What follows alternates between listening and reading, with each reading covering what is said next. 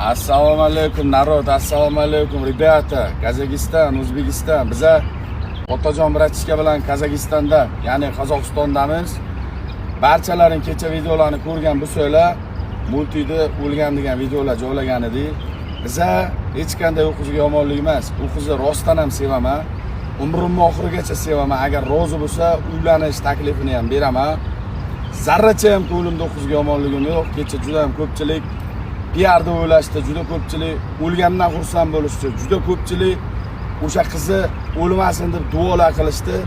Meni bitta maqsadim bu TikTokdan chiqib ketdi. Sababi nima uchun?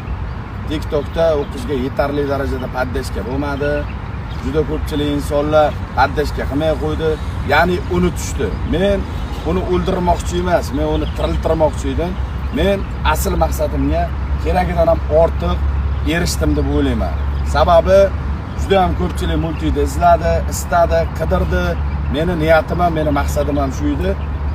Multik videolarimni ko'rayotgan bo'lsang, TikTokka qayt. Men Qozog'istondaman. Agar ko'rishishga, agar gaplashishga xohishing bo'lsa, turmushga chiqishga ham xohishing bo'lsa, men senga uylanishga ham tayyorman. Men seni rostdan ham sevaman.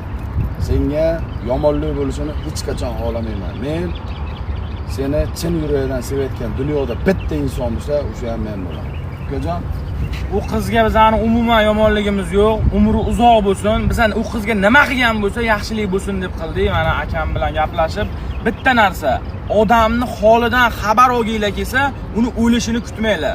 Hozir tirikligida bitta SMS yo telefon qilib yo uyiga o'tib, holdan xabar olib qo'yinglar. O'lganda bu videolar azat tushish shart emas. Bu videolar sizlar ham dars bo'lsin. Yaqinlaringni, ota-ona yaxshi ko'rgan insonlaringni o'lganidan keyin emas, tirikligida qadriga yetinglar.